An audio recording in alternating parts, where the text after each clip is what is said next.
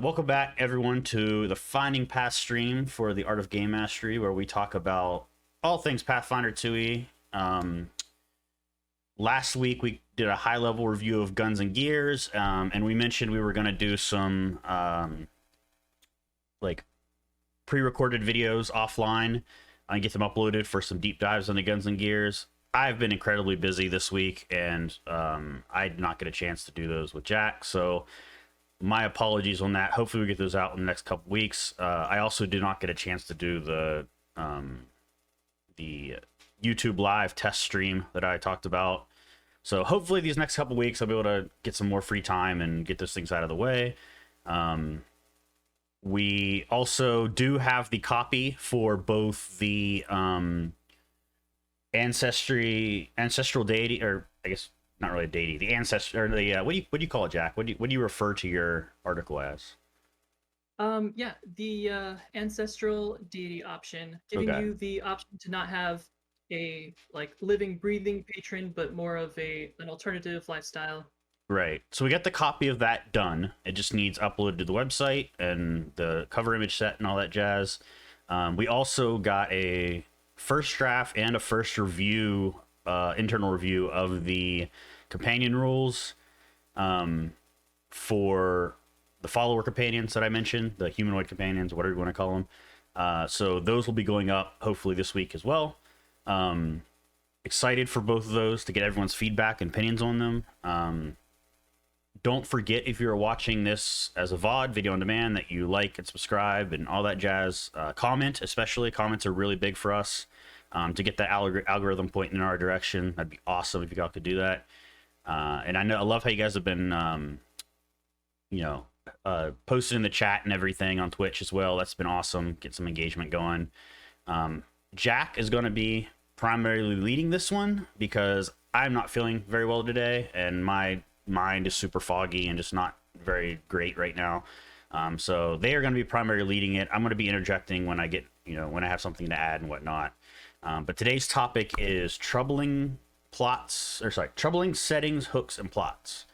We're going to be talking about how you can engage your players with interesting quests and storylines, and how to best craft those from a storyteller's perspective, and all the things that go around that. Mechanics even are going to be thrown around in there, I'm sure. So should be a pretty heavy one. A lot of detail, a lot of density.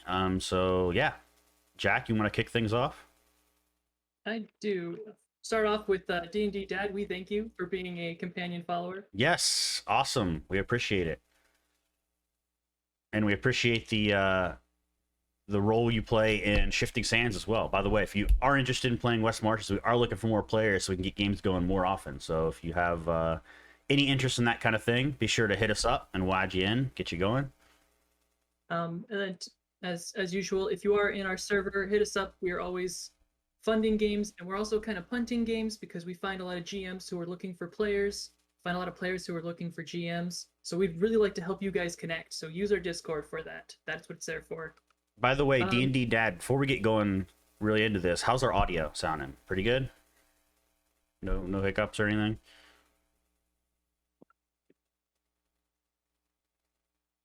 I'm going to take the silence as a good. So, Jack, no, you want to... We're completely... No, we're muted. Okay, so... Good, clear, good. Okay, perfect. John, what's the first topic? Is it troubling settings? I don't remember what order I entered it in, so just go with whatever you feel best. I think it's settings, hooks, and plots is what I did. Troubling settings, hooks, and plots. Okay, so I'm gonna start off. I'll just go through them in order the way that the titles list it, so it'll be easier for continuity for us.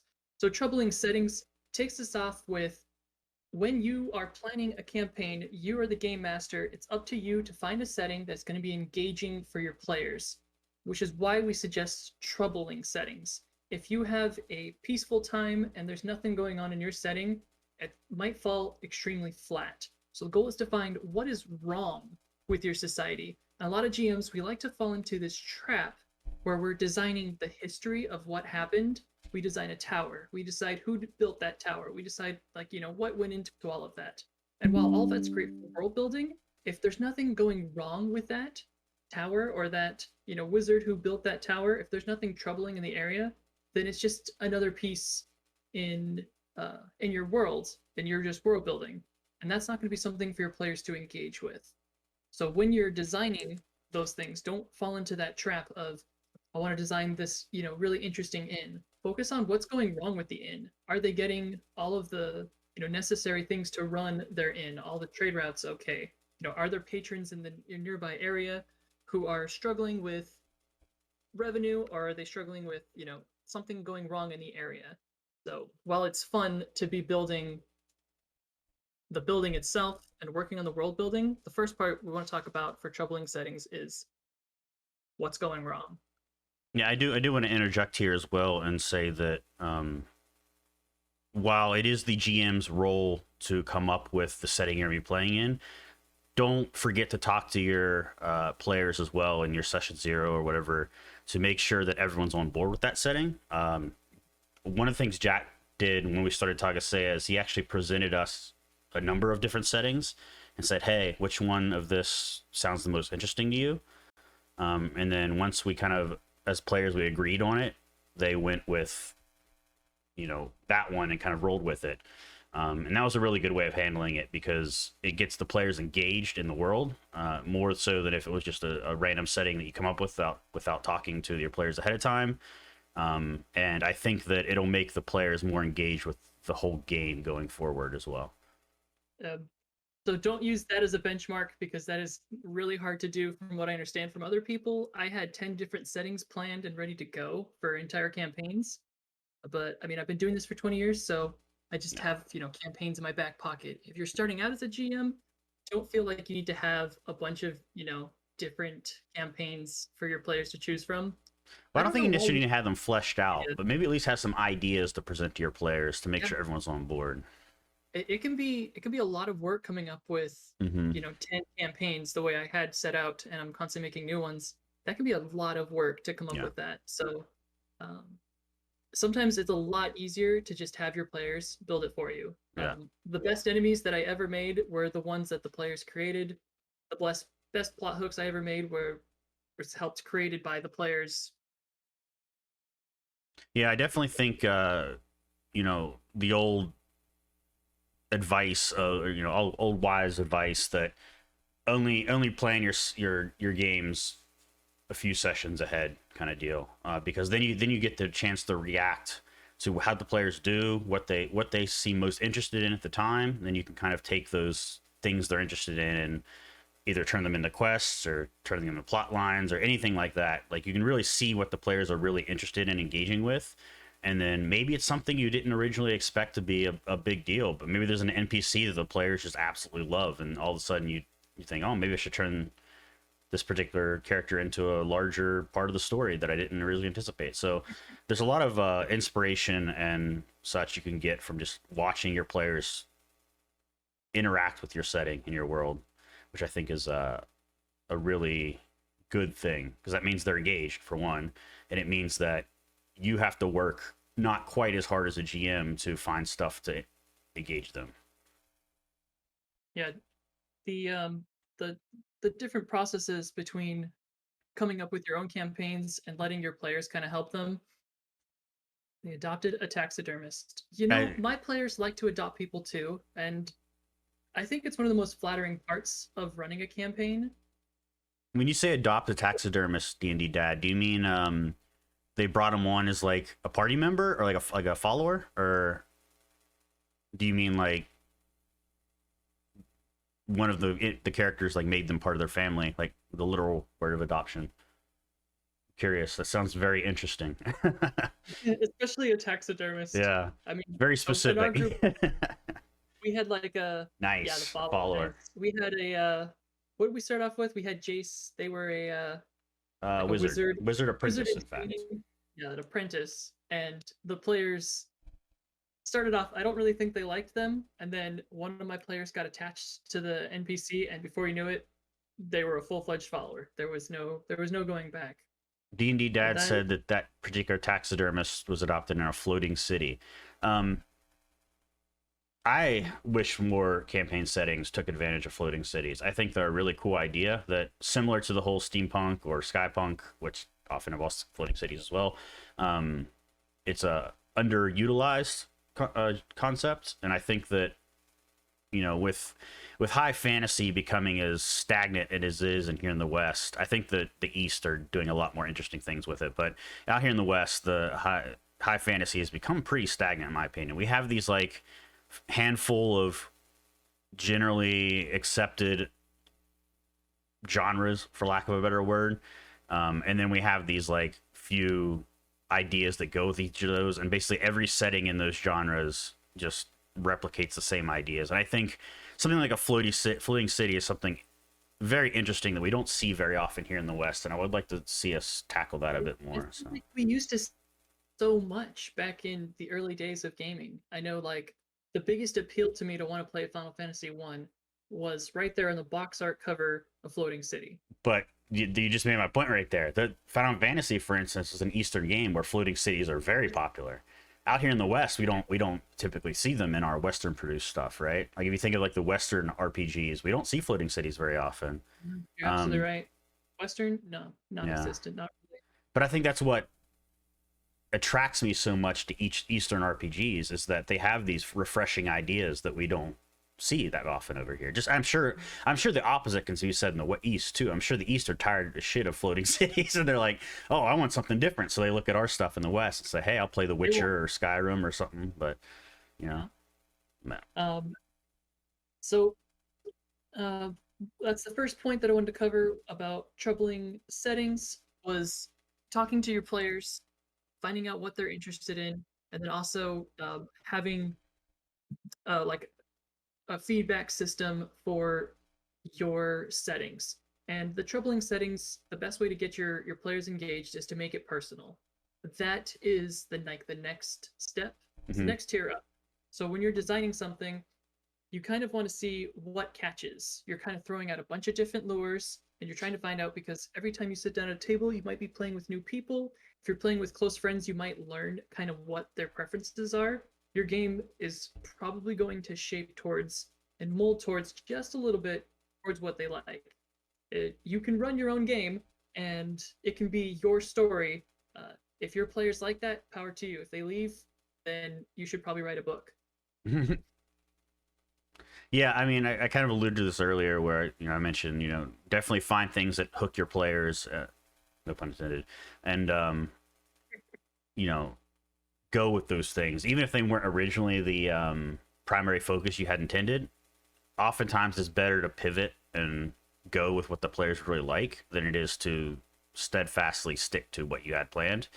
And a good GM will be able to mold those two things, right? They'll be able to take what they had already planned, take what the players are going for, and then kind of adapt what they already had planned to what the players actually like. And I think that's one of the most important skills a GM can develop in their career, so to speak, as a GM.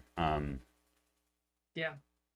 So after you get kind of a feedback about which one of your settings that is troubling is kind of, grab the attention of your players, you got to make it personal. And one of the things that I set up from previous game was the setting was that there was a little girl who had to make a choice about whether she was going to pursue primal magic or occult magic. And you don't give away all the information, you kind of. Well, I kind of dropped the ball on this quest. I know exactly what quest you're talking about, and I dropped the ball on it because I left the game temporarily, like right after accepting this quest.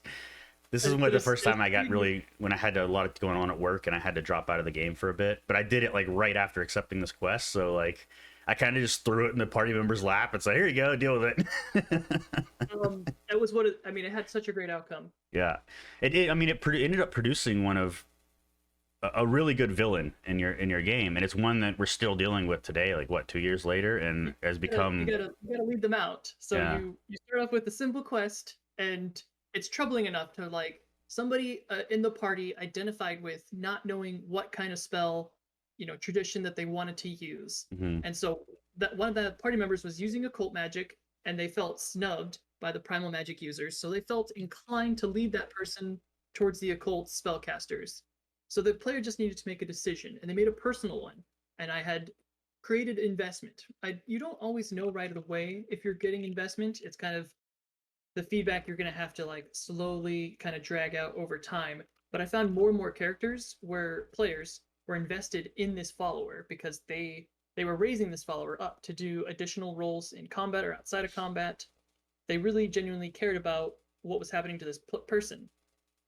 So once you get that feedback system, you can start making, okay, so I had the troubling plot was, what to teach this young apprentice, what kind of magic, and then from there I get the feedback. I got to make it personal. So the person in their group decides they want to become a hag, and the party members feel it personally when they are suddenly betrayed. Betrayal isn't always the only way to go about these things, but in order to make it personal, another player during that same scenario where being betrayed rescued another NPC who needed help. So they were in a troubling situation, and the player giving me feedback said, "Hey, I want to help rescue this person." And afterwards, they were like, "I feel like this person action, so I want to pursue this angle. Give me more information about this NPC." And all of the players involved in the situation, it kind of grows from there. Once you get them involved, it feels like your world is more real, and then they're going to start making more decisions that are based on the reality of this game instead of just I'm going to roll these dice and I want to go do combat, or I just want to have this social interaction and go with this. They start feeling like it's real and it becomes personal to them. Yeah, one point you made at the very beginning there that I really want to touch on too is that you mentioned that you're not always gonna. It's not always gonna be obvious what the players are engaged with or interested in. You kind of just have to feel it out. That is a sense you will develop with experience. Like whether you try or not, it's just something that's going to happen. It's going to take time, and you're not going to be very good at the beginning, and that's okay though, because I mean, usually when you're a new GM, there's a lot of skills that go into GMing that you're not going to be very good at, but that's all right because you're learning, and typically your players. I mean, I hope you're playing with empathetic people who understand that you're a new GM and you're learning, and they're probably still going to have fun. I mean, just because you're not experienced GM doesn't mean your players aren't going to have a blast playing your games. I mean, they're usually friends, right? That they just enjoy getting around the table together with you and playing. Like it's not always about being. Let's see, how should I put this? It's not always about being like the perfect storytelling element, right? Oftentimes, when you sit down to play a game with your friends, they're just there to have fun and shoot the crap, right? They don't necessarily care that you are a good or a bad GM. They're just having fun, enjoying your company. But as you continue to play, you're going to gain these skills that will just naturally make you a better GM as you go forward. And one of those skills is sensing out what your characters are liking, what they're not liking, and then also being able to adapt what you have planned based on that outcome. So don't feel discouraged, at first when you present something to your players and they don't react. They obviously don't react well to it. That doesn't mean you failed as a GM. It just means that you have something to learn from it and add to future games you play. I don't know of any party who is going to, or even player for that matter, who is just going to say, "That's it, I'm out," because you screwed up one time and didn't do something. Like if they do that, they probably don't belong in your party anyway. Just let them leave and don't talk to them again. They'll be back. They'll be back once they can't find a group. Mm-hmm. So at the end of it is, and here's where, so you set up that troubling situation, you get the feedback, you make it personal, and then you need a resolution. And right, some people do not care about the lore.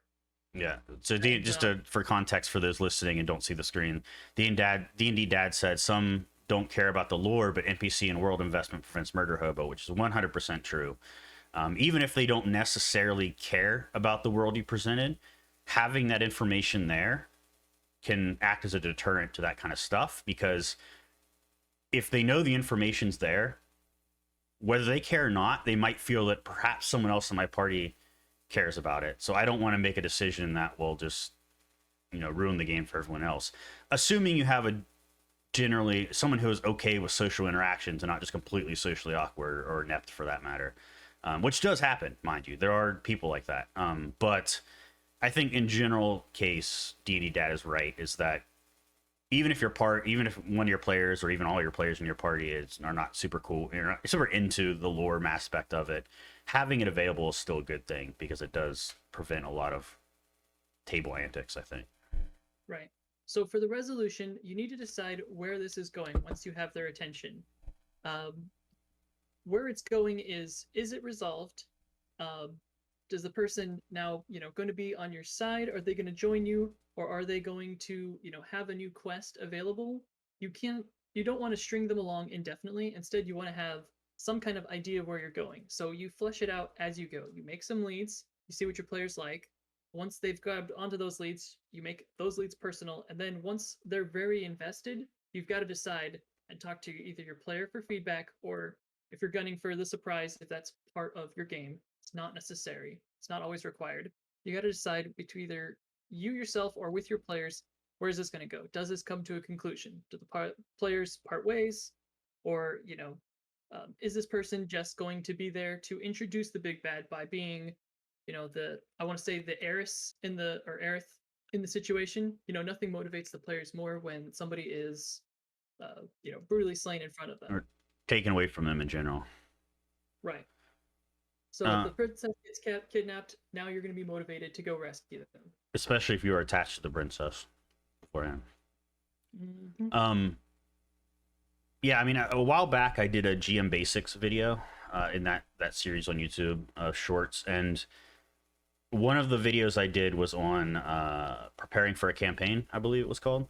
And in that video, I mentioned that it's often it often behooves you to develop the major plot beats up front and the major end goal, like who the big bad is, why that big bad is the big bad, but also the major plot beats in between. But then everything in between those plot beats, you should plan maybe 1 or 2 sessions ahead, but then use, like Jack says, use the interactions that your players make to influence the direction that story goes.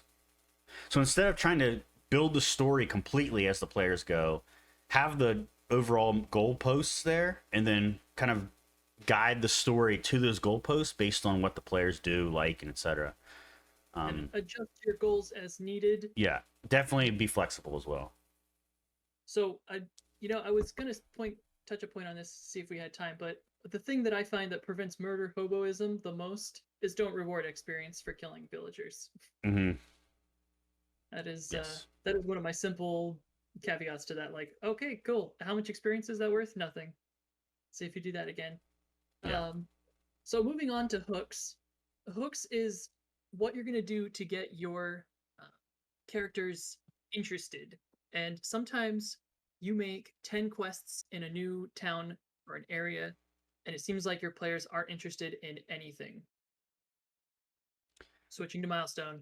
We actually want to do a video or a stream or a video or something on this. We talked about it the other day.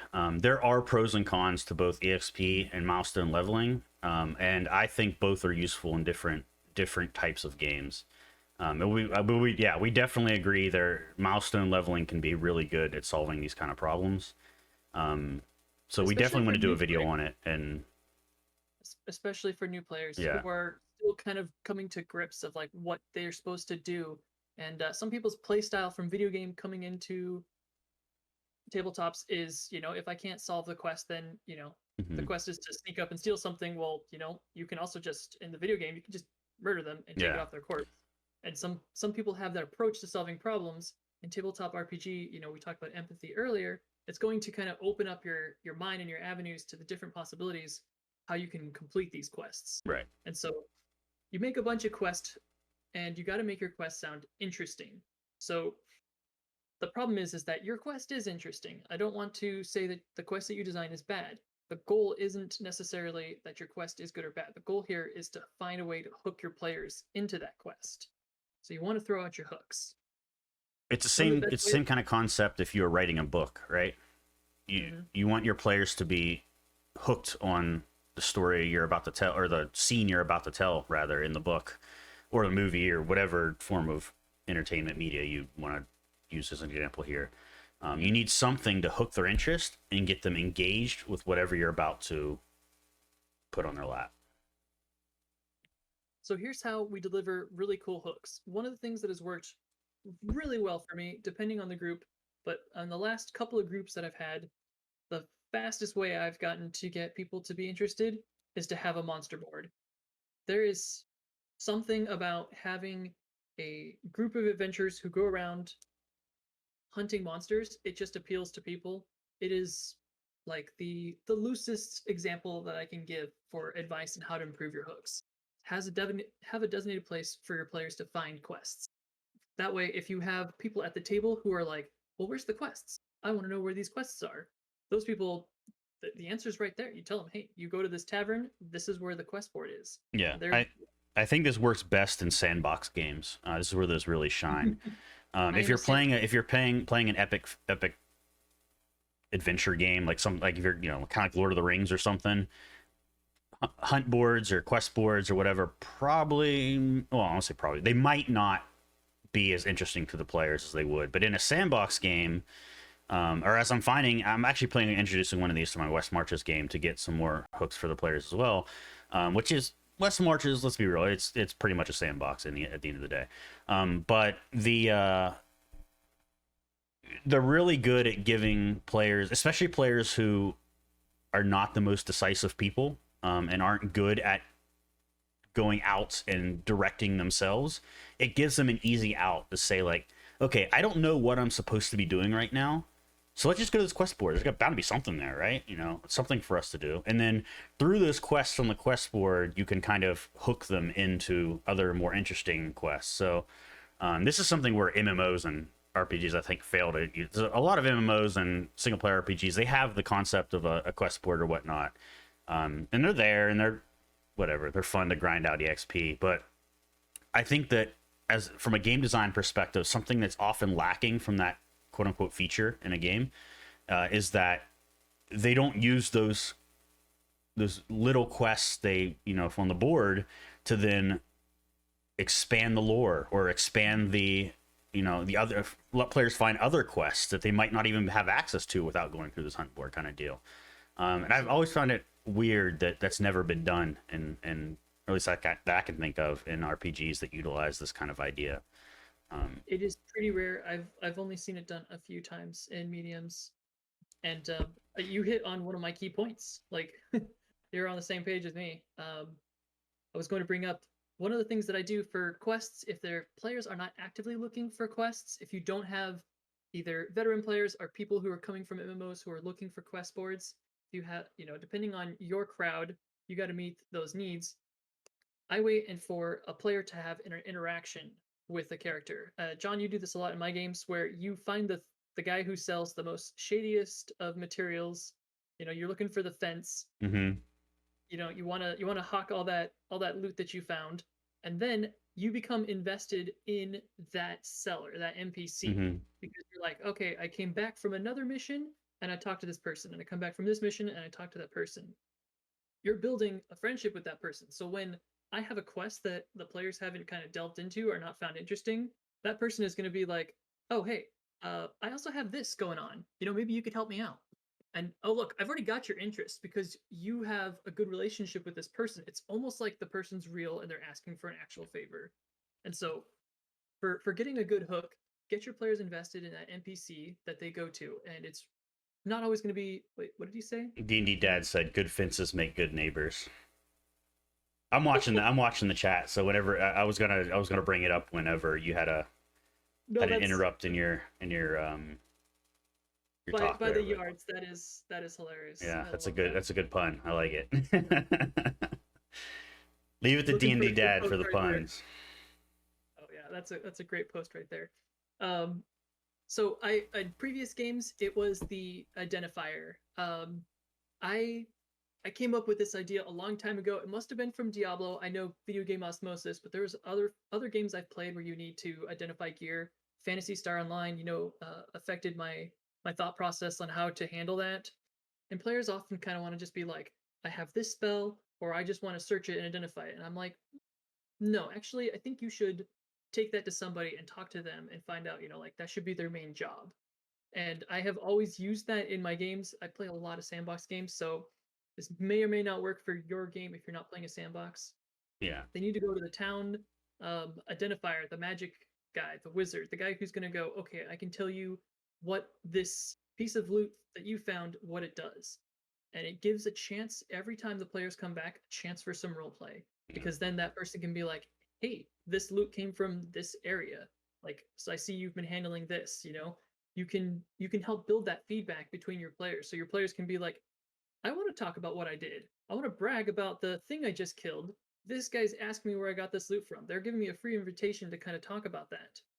And so, for that person to kind of build that rapport with, that person is eventually going to be like, hey, well, if you did this already, then you might be interested in this. It's the same concept that I use with the fence with the identify or the mage in the town. Yeah. At the same time, though, you don't want to punish players for taking the identify spell because it is in the game. So, but one of the really cool things about what Jack just described is that, excuse me, it also gives you a chance to divulge lore to players. The identify spell is pretty, I hate to use the word mechanical, but it's mechanical, right? Like, you don't get any extra lore out of it. You just get, hey, what does this do? What's the save on it and all that stuff, right? So boring. It's so boring. But I at the same time, I don't want to punish players for using it. But if you make your identify NPC divulge more information than you would get from the identify spell, then it becomes worthwhile. And also, not everyone typically takes that in this way. In fact, I find that if you make it known early on that there are NPCs who kind of specialize in this, then it kind of, most players end up not taking it anyway, because they're like, what's the point of wasting a spell slot on a spell I can just pay someone a few gold to do anyway and get more information. And then that gives them room, opens up room for them to take more interesting spells, right? So, like in the Shifting Sands game, what was that? Spell's not available. I let my players know up front, the spell is not available. And I swear it goes over everyone's heads. I've had a lot of people where I'm like, hey, remember that message where I told you specifically? Like, that's not going to be... That's why I typically try to avoid ruling out raw stuff when I can, because it ends up always someone forgets, and then they just don't think to ask before taking it or something. And you just let you, instead of punishing them, you just say, go ahead and swap that spell out for something better. But what I was gonna say is, in the Shifting Sands game, I have that NPC Orlin, who his really role in that entire game was just to be a lore master. Like, yeah, he can identify spells if you want, or identify items and whatnot if you want to, but he's really there to seek out more information about the world. Relics and things like that play a heavy part in my games, so I want to make sure that players have a way, if they miss anything or don't catch on to anything that I try to, put in the dungeons or whatever themselves where they find the relics, then they have a way to go back and say, hey, what is this thing, and why does it exist, and where does it come from? And Orlin is the place where you would go to do that in my particular game. From an in-game perspective, Orlin is like the go-to person. I noticed a lot of other players wanted to talk to them. Mm-hmm. You had a style for talking or speaking as you were for Orlin, and the players just fed off of it, and they just wanted to keep asking you questions, and then we almost never left. Yeah. And actually, you guys actually took his tower, went along with his tower to fast travel, which was actually a clever idea. I never thought of that. But fast traveling tower, I think we all loved it. Yeah. And then we got attacked by sky pirates. Yeah. I mean, those are and perfect examples of how you got us hooked right into the quest. Yeah. We were hooked. All you had to do is, that person. I do want to say too that it doesn't need to be one NPC, right? For instance, his name's blanking me off the top of my head now. The blacksmith in Shifting Sands as well. His name was originally going to be Boldo, but I changed it, and I can't remember what I changed it to. But anyway, one of our players is playtesting the inventor class, so he makes a lot of use out of crafting. And in fact, a recent excursion, they picked up a number of old ores and ingots from one of the dungeons that was delved. And they came back and wanted more information on this. And while they're in there, they were asking, "Hey, what can I make out of this? What?" And then they're like, "You had I remember it was you or Timlin who had the Urukog at the time, but you said, hey, by the way, we found this crazy sword." And like, oh, well, it's obviously made out of fine material that is extremely difficult to craft with. I don't know much about it, but go to Orlin. He probably has more information. So like all of your NPCs have knowledge about what they, are experts in. And, you can kind Yeah, of mix and like use them to relay some information and then send them over almost get more information. Make it a kind of a puzzle to find all the pieces and place it together. You're tying it in perfectly with my. I don't know how you're on my wavelength right now. Apparently. Which is rumors. So we talked about all the different ways you get the hooks. Quest board, make friends with your NPCs, and gossip. Yes. I'm the rogue's favorite one. I usually have one player at every table who goes, I want to go into an inn and I want to find out what the gossip is. I almost always get one player like that in every group.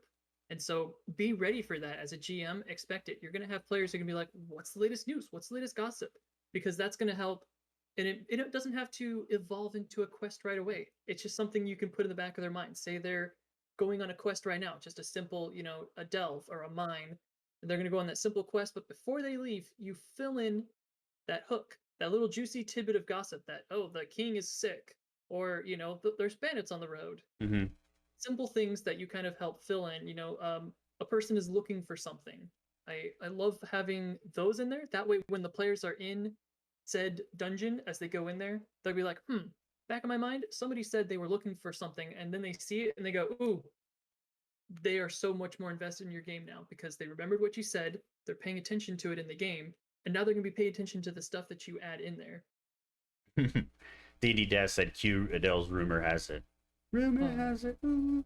Do you remember the in-person game or actually I think it was both of our first Pathfinder 2 game we played at Gamecraft Brewery before I left Southern California? Unfortunately, we only got a few sessions in before I left, and one of these days I should probably, if I get more time and more free time, I should probably revive that as a virtual game.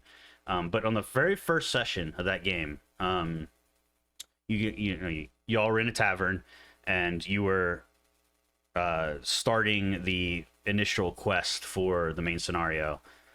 But one of the characters, I believe it was the goblin rogue, I believe it was Leo's character, was looking for rumors, and he was, kind of skulking around the place and yada yada. And he noticed there was a table of burly adventurers who were just, chatting amongst themselves, and he overheard some of their conversation about a particular dungeon that was off in the distance, that a number of highly skilled adventurers were dying one after the other, but it was the ones that were making it back with a lot of loot. So I made it very, very clear that this is a very high level dungeon, but it's a very lucrative one. But I kind of seeded that at the beginning, and you all correctly realized that this is beyond our means right now. But I think from the way you all reacted, that it planted something in your head, something to look forward to. And so, yeah, it was a rumor that wasn't immediately actable. It was something that was in the world, and they probably wouldn't have heard about or found very easily otherwise. And it's not something they could have accomplished, done anything about right now, but it's something that is probably going to would stick in their mind for a while and say, hey, I wonder if we're high enough level now to tackle that thing. Maybe we should try it. You just bury the lead just light enough, and then we have to go searching for it. So the point I'm trying to make is not all your rumors that you present have to be something that the players can do anything about right now. In fact, sometimes the best rumors are ones that are more mysterious and something they're not sure they can do anything about right now. So that's some genius work right there. So I think we covered hooks. Gonna switch over into plots. Yeah, we do have I don't know if you're keeping track of time, but we do have about 15 minutes left in the stream. So awesome. I think we might have to cut plots short. That's okay. Or we can go over. I don't mind that either too. If we did talk about last time, maybe just forgoing the 1 hour thing we talked about. So we'll see what we get. So plots is such a huge topic to cover, and what we're talking about for plots right now is what kind of plot are you going to deliver to your players. So we talked earlier about feedback from your players about the initial part of the campaign. You're trying to find the right plot for your group. What's going to keep everyone interested? And there is a lot of different types of plots. Sometimes we work really stressful jobs and we are really tired, and when we get together with our friends, you know what kind of plot we want? Go out and kill stuff. I'm gonna roll some dice and kill some goblins. Yeah. Okay, I'm sorry, but our plot is we that's what we need right now. Sometimes, you know, you got to talk to your party, you got to talk to your players and be like, hey, you know, Keep in mind too, you know, your game's going to have multiple plots throughout its life. You're going to have the main plot that might be multiple plots in itself. You'll probably have multiple quests, that, like side quests that are each going to have their own plots. You're going to have character arcs that might have their own plots. You're going to have even the hunt board, you know, where you just go out and slay this particular monster is technically it's a plot within itself. So right, those side quests. So the plot is going to come down to what it is that your players are looking for. There are a lot of tabletop RPGs out there. I know we mainly cover Pathfinder, but some of them involve other things that people in a social setting might be comfortable and might not be comfortable with. Some people's plots are looking for a little bit of romance. Some people are looking for um, kind of that superhero or uh, basically level 1 to level 20 kind of hero mentality where they want to go and save the day and they want that clear defined goal at the end. Your players are going to tell you, like when you sit down at the table and you say like what is it that you guys are looking for in a game? The last time I sat down and said that, first thing out of somebody's mouth was I want dragons. Said I don't care what we do, I want there to be a dragon. And I gave them a dragon. Beamer's RQ said, "If you add more wood to the board, the plot thickens." I love that pun. That's great. I've never heard that one before. That was clever. Did you make that up, Beamers, or did you take that from somewhere? Stick right there. I love that. Oh, that's yeah, I love that. God, so the other plots that are available is some people are going to want a good mystery. People don't always know they want a good mystery. I really recommend you throwing a mystery into your mix. Yeah, I mean a good game is going to have plots of a variety of different kind of plots, right? Like you said, some days you might just want to kill goblins, some days you might want to save the world, etc. One of the strengths of Pathfinder 2e, or these are D&DS games in general, is that they do well for they're well fit for different kinds of plots. They're not well fit for different kinds of games. They are very much targeted toward a specific kind of game. But within those constraints, you have quite a bit of freedom in the types of stories you tell there. So, right. So, of all the available plots, a lot of the most common ones these days that I've noticed trends over time is intrigue. I think a lot of people started watching Game of Thrones, and I think intrigue kind of came to the forefront, and people started requesting more of that in their tabletops. Really happy that there is more diversity to just Dungeons and Dragons. No offense, Dungeons and Dragons is a great game. Don't misappropriate the dragons. If every game is going to have a dungeon and every game might have a dragon, there's, you know, it's par for the course. But some people want intrigue with their dragons and dungeons. So be ready to develop you as a person. It's time to learn. There's a lot of different genres, a lot of plots available, and you can kind of start with small mini arcs and then make overarching arches, basically. I will say that different kinds of plots have different degrees of difficulty in designing and preparation. Intrigue plots are actually really, relatively compared to other types of plots, intrigue plots are really hard to build well and also to run as a GM, especially for easier GM or less experienced GMs. They're typically fairly complex in their they require a lot of intricately woven beats. The characters need to be really interesting to keep engaging, and it's often hard for new GMs to play those characters because they have to basically role play at a level higher than a lot of new GMs are comfortable at.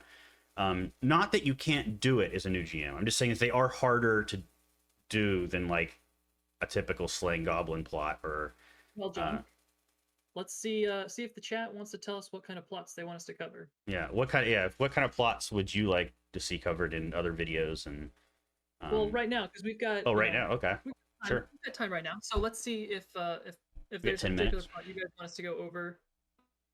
What we would do, John and I pick our brains about how we would come up with how to add that right into our campaign. So, like typically, like say, John, you like to run dungeon crawl. Those are my favorite types. I absolutely love going into the dungeon and going back out to town. I'm running a sandbox right now, and I'm running heavy on the intrigue. I would like to do a video at some point, probably not a stream, but a pre-recorded video with my experiences running West Marches, so far, given that it's my first time doing it this way, and what I've learned along the way so far. West March sounds like a pretty easy, and I would even consider West March almost like its own plot, since it's really It can be, based off yeah. player feedback. So Why don't we start with an intrigue plots though? How would you run an intrigue plot? Since I mean, like I just mentioned, it's one of the most complicated ones. How would you go about going at that? all right, so what I've learned from reading a lot of different fantasy books in my youth is that you want to have diverse factions. And one of the things you're going to do is you're going to want to start small, and you're going to help start small with a light workload of just make a few different houses, make a few different factions. You want to find out what all these factions have in common and what do they differ. And if you just start off with just like one, I'm used to pen and paper because I'm old school. Start off with one, 9 by 12, and you kind of space that paper out, and you do how many factions do you feel like are going to be appropriate for your setting. Take Tagasia, for example. That one, I started off, I wanted to really flesh out my Fey courts. That's why I came up with the different seasonal courts. And the first thing I did was, okay, I have these 4 different, season-based courts. So if you're going to make these different factions, you're going to want to start off deciding what do each faction represent. That was the easiest thing for me since each season has its own, built-in representation. Yeah, real quick, D&D Dad said West March is tricky to keep it episodic, but still build lore. 100% true. Totally agree with that. I will probably elaborate on that point. I'm actually going to take note of that and elaborate that on the future video we do on it, because I think that's a very, very good point that they make. I mean, your lore is top notch. There's nothing like finding lore hidden secrets in your Yeah, dungeons. I need to make more of those.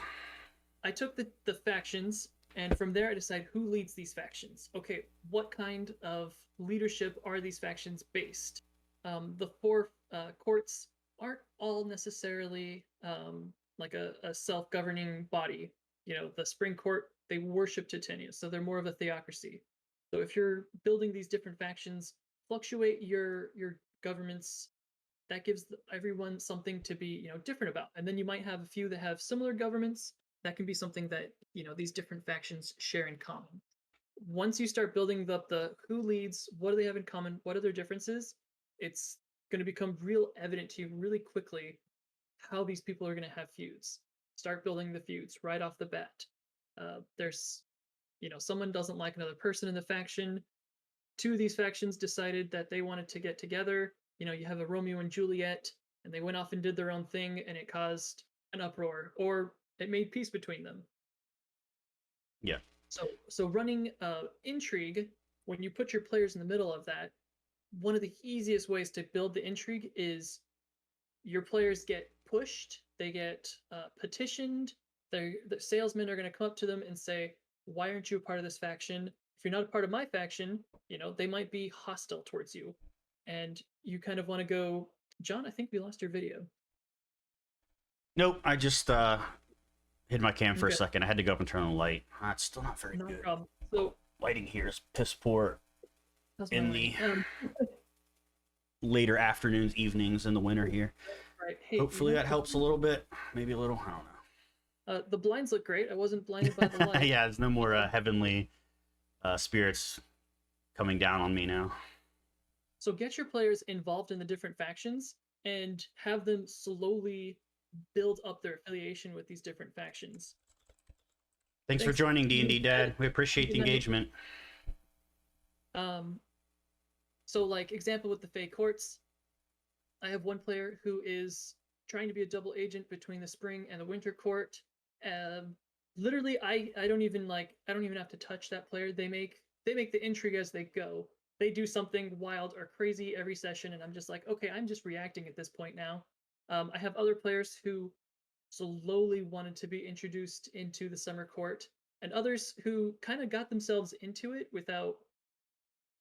They didn't want to be involved in any of the courts. Yeah. And but they keep making these decisions that kind of alienate them, and then you as a GM, you can slowly introduce more factions as needed, Because, like we said before, with throwing out the hooks, seeding these different adventures, sometimes your players just be like, "Nah, like that's not for me." The so far nobody's interested in the fall court. Fall court just does not appeal to anybody, and that's okay. You don't have to. I don't have to keep working on that court. I don't have to keep fleshing out those ideas. Instead, I'm going to spend my time building a different system or a different faction that is going to appeal to them. Yeah, I think that regardless of whether you're running an intrigue plot or not, having factions is an extremely useful thing to have in your world. Not only because it's a natural thing to exist in any world, but also it going back to what we talked about before, it gives players a reason to engage with your world. And one thing I like to do with factions is pit them against each other in some way. I mean, being a faction, they have their motivations, right? And often those motivations are not going to be in, line with what other factions will. I like to pit my factions against each other, and then make my players choose who to ally with, because it gives them, a ultimatum, like, so to speak, of they have something to gain. If they don't join with this faction, they don't gain this. But if they don't join with this faction, they don't gain this. So they have to make a meaningful choice of who they ally with. And that choice often comes with not only a reward but also a sacrifice. And I think that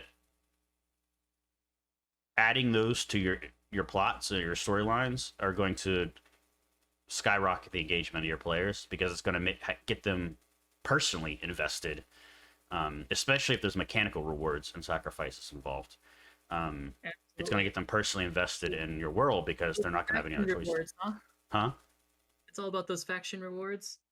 I mean, maybe not as not written in the game mastery guide, but it could be something as simple as they lose access to a particular place in your world that is the place to train certain skills or whatever. Like, it could be something as simple as that. Like, it's up to you as the GM to figure out what those rewards and sacrifices are going to be.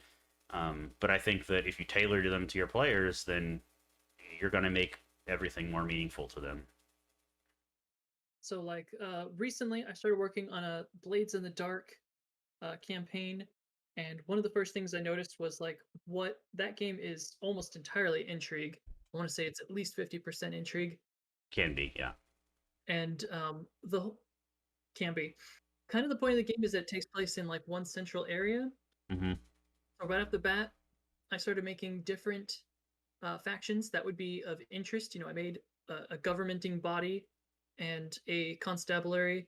And then from there, I was linking what are the different trades that are in here? Some people form unions. Oh, a union, bam. And I took that union and I said, that's a faction now. They're miners. Maybe all of the people who dig, they all decided to form their own union.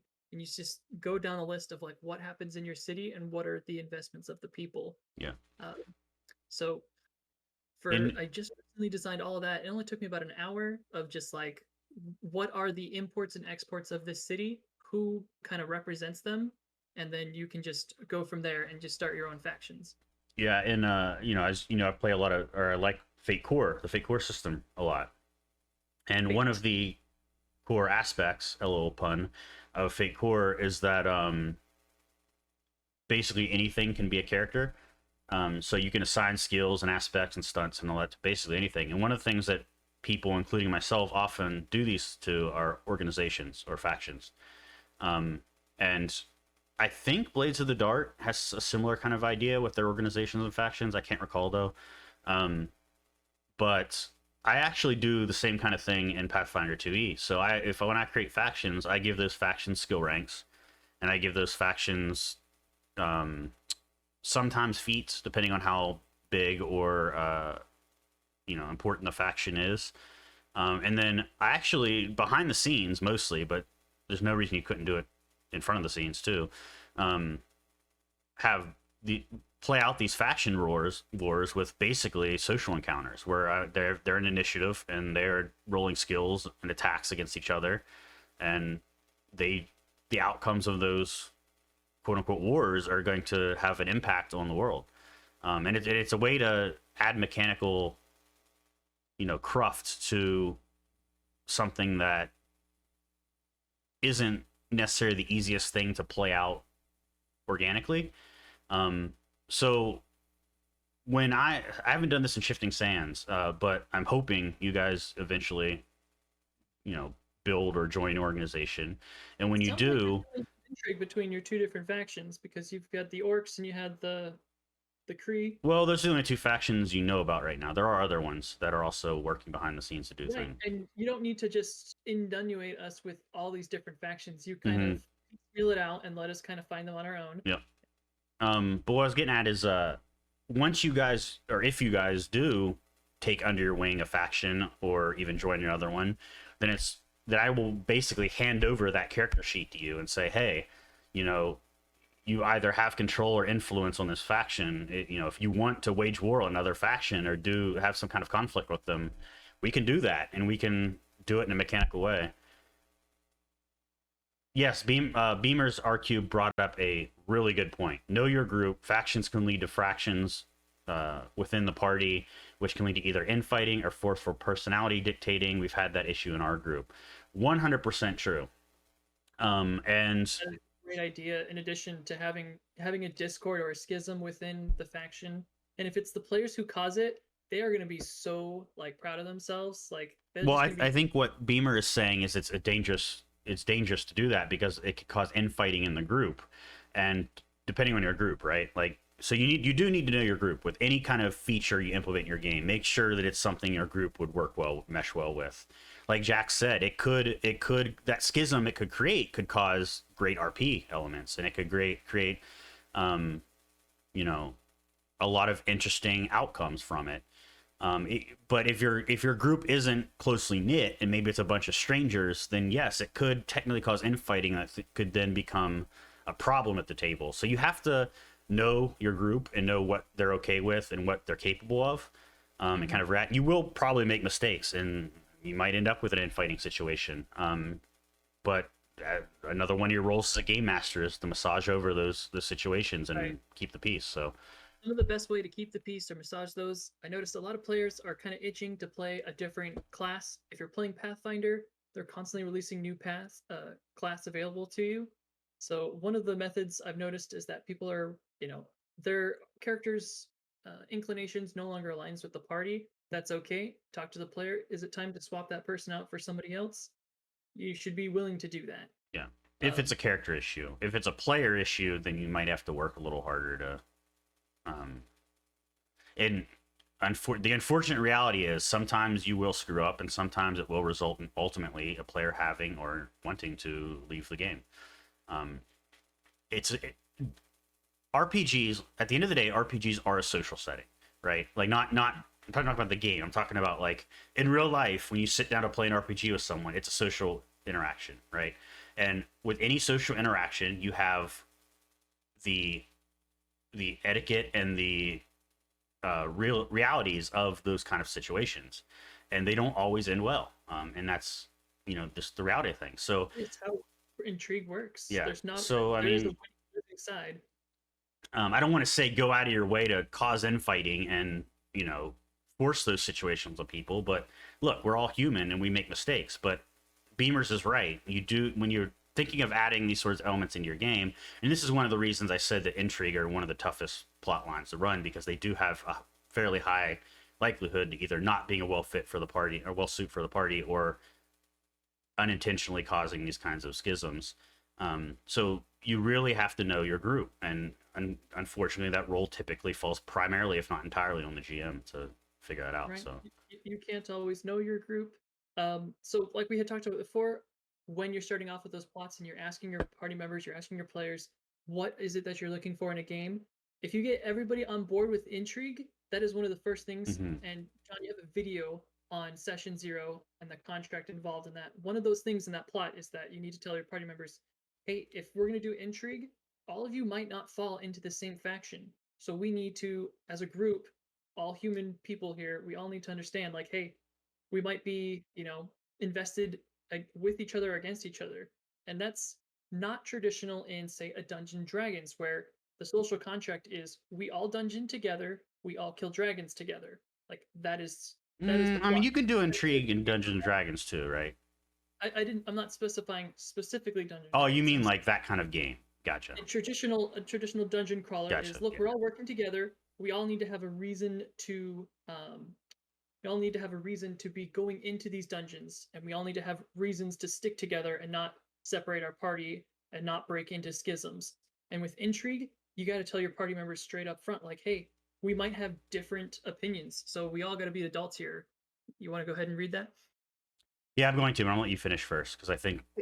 I was looking for a good spot to end, and I Oh, was okay. like, So damn, thanks. Beamer's RQ elaborates on what they said before. And he said, partly both in our most recent case, half the group has secret backgrounds and some are opposing sides, while there's some personality issues as well. Sadly, the GM is fairly new and just wants everyone to get along. We're currently on hold for all games she's involved in because few players get heated with each other and ended the last session early. That's unfortunate to hear. And it kind of goes back to what I said that intrigue is a more difficult thing to run, and for new GMs, it's going to be very difficult. So it might not be the best advice to tackle intrigue as a new GM, Right? especially if you have player. players in your party who have personality issues or personality traits that conflict with one another. It's just like with the player, if they're starting off with a class, you're going to have classes that are you're going to recommend are easier. Yeah. There's nothing wrong or flawed with them. It's just might be easier for a new person to use. There might be easier classes to play, and there might be more complicated ones like martial characters versus spellcasters. And the same goes for GMs. It's going to be easier to run, more than likely, colloquially accepted. It's more likely easier to run a dungeon crawler than it is going to be to throw down, political intrigue. It's going to be harder to do. In fact, I'd argue that with political intrigue, the managing the player relations at the table is probably not even the hardest thing to manage when running an intrigue. I find that if a new GM is going to have a lot of trouble beyond just player relationships when running an intrigue plot. So keep that in mind. If you are a new player, probably steer away from it. But the good news is that a lot of the things you learn while running non-intrigue based plots are going to help you improve running intrigue plots. Because intrigue plots, really what they are, they're just taking all of the skills that are needed to run the other plots, putting them all together, and then adding experience onto the mix, right?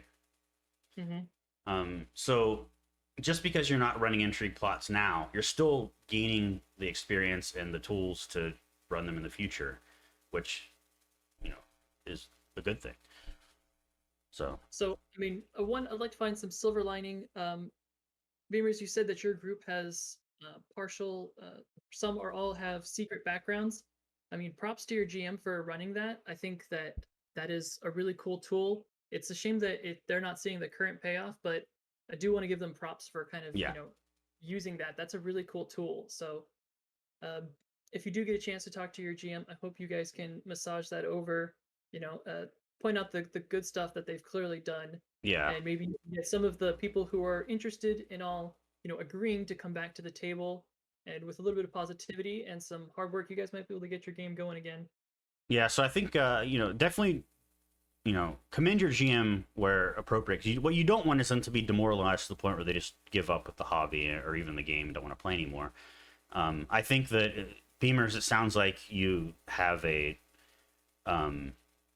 fairly charismatic personality, so you might help your GM by approaching some of these players who have personality issues or whatever, or maybe just fighting with one another, and try to massage it over in their place, so that you guys can get back to the table and start playing the game and whatnot. So yeah, I think that's it's an AP. Okay, so Beamer's like uses good points. It's an AP that's not all intrigue, but starts with some factions in the first book to set up the later stuff. Us versus the universe. Okay. In that case, I don't know exactly what AP you're referring to, and I don't have much experience running Pathfinder 2e APs like officially published ones. But I would, as advice to your GM, I would see if there's a way, knowing now that there are issues with factions and whatnot, I would see if there's a way to adjust that AP to kind of Starfinder. Okay. Mm-hmm. I would see if there's ways to adjust that AP to either remove the factions entirely or make them less important. until everyone at the table feels more comfortable partaking in those kinds of activities. That may not be possible depending on how the AP is written, but I would look at it that way. Right. I would say give the option for the GM to ameliorate the difference between the two factions.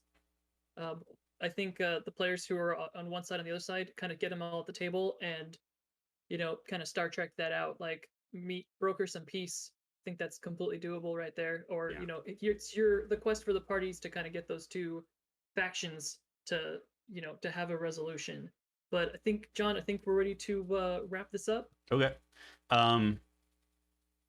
One more thing I wanted to mention on this, though, is that, as I mentioned earlier, RPGs are a social setting or a social situation, right? And there will undoubtedly be a time, especially ironically, actually, the closer you all get as humans, right, in your relationships with one another, the more likely it will be that there will be social conflicts with one another, like as people.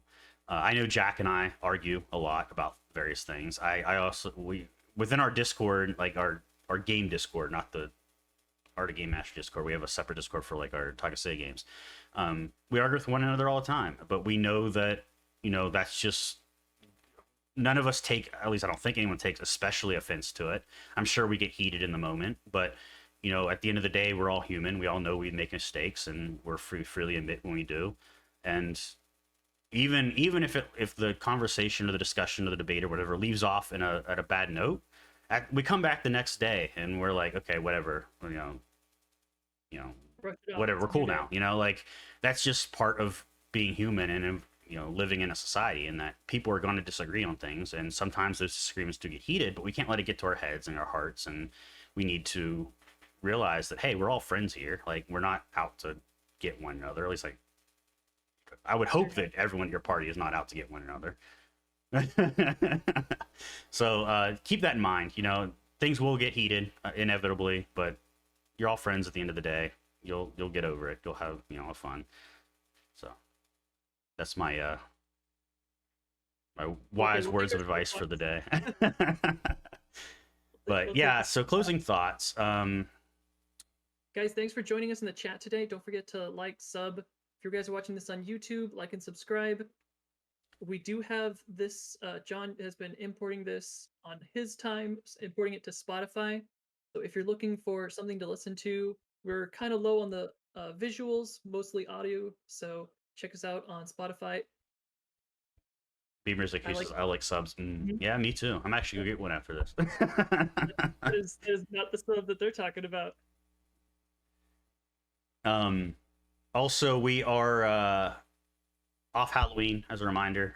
As I'm sure most of us, even the chat would be busy anyway, so there's really not much point in doing it on Halloween. But next week we are doing, what was our Book of the Dead, Undead? How to bring your dead. That's to life. right. How to bring your dead to life. I give full credit to Jack. He was a clever. It's a lively pun. I'd say it's a graveyard smash. Right around. Oh my goodness. It's gonna be perfect. But yeah, we're gonna be doing that next week. It's kind of like a prelude to Halloween, so that'll be fun. We will be up on YouTube the next couple days. Might be a little later this time, depending on how I'm feeling. I'm probably not going to work on it tonight like I usually do, just because I'm not feeling super hot. So depending on how I feel tomorrow, maybe I'll get it up then. What else we got? Shifting Sands, the West Marches game we've talked about throughout this episode, is open to anyone. It should be a community server, so I think you can actually search it on Discord, but if not, the link will be in the description of the YouTube video. And I know we mentioned it last time, and I forgot. We need to put the link in the Twitch bio as well for those who don't watch us on YouTube. We'll add that in there as well. Otherwise, you guys can find us on Discord. We're also on, if you click any of our links below, we're on Twitter, Instagram, Reddit. What else do we need? What else? I think that's all the social medias we're on. We do want to do a better job of engaging with Instagram. I feel like we're slacking in that regard. We're working on it. Yeah, we're working on it. But I think that's all the social medias. So yeah, until next time, happy gaming. Thanks for joining us, guys.